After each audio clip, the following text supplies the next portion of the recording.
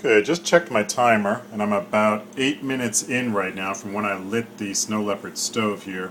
I've been running around 300 degrees in the baking chamber. We're at 310 right now. I think the temperature's going up right as we speak because the water in the pan is just about ready to boil. So at 8 minutes, I've got almost boiling water.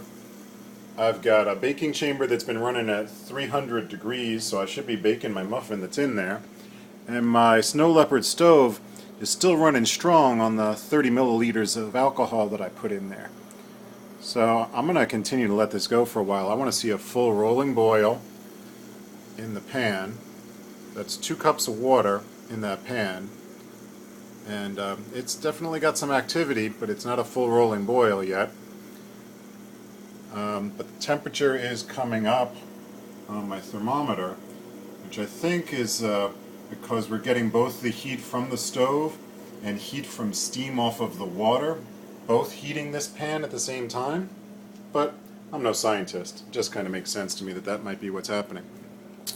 So let's take a look at this stove. Looks like we just about burnt out our Snow Leopard. Here we go. So, good timing. I'll pull this pot off of here, which inside the baking chamber, 309, 308, 307. It's going to keep going down right now. I'm going to pull the cover off of the baking chamber. We'll take a look at this muffin. There we go. That looks like a well-cooked muffin. And it looks like my bead from my temperature probe here is actually baked into the muffin a bit. There we go. So I'll set this pot aside. There's my water inside my tube pan. Take that spacer off of there. Stick this temperature probe down in the water. And let's see here, what have we got? 183 degree temperature for my water. I don't think that's too bad at all. And we'll check the time, but since I've been running about 2.5 minutes right now, so we're at about 10.5 minutes from when I lit the stove, right now as we speak. And let's dump this muffin onto a plate here. And let's see what we got. Yeah, it's as I expected. We've got a little bit over browned bottom, but that's definitely not charred. I mean, that's edible. That's brown to me. That's nice and crunchy. I'll enjoy eating that.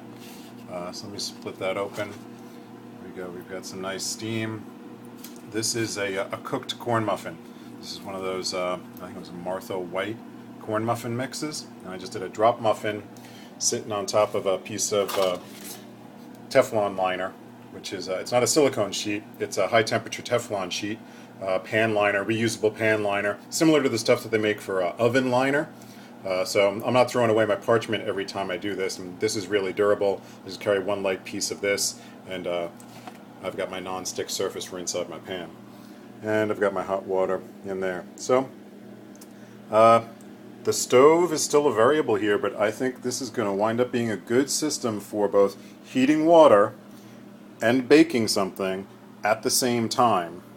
So with the right temperature stove, if we could get a solid simmer going in this pot so that we could simmer something for half an hour and keep a good temperature in the pot for half an hour, we could bake a larger size muffin or a cake at the same time that we're making a nice soup or stew, all with one heat source. And the only additional piece of equipment that I'd be carrying is this tube pan, which right now is a heavier aluminum pan and a heavier snoot in the center, but that could be a really lightweight piece that should be able to nest with some of this other stuff if it's designed properly. And it also could be another heat shield combined with this. I've got a couple of different ideas, but I'm really happy with the results so far.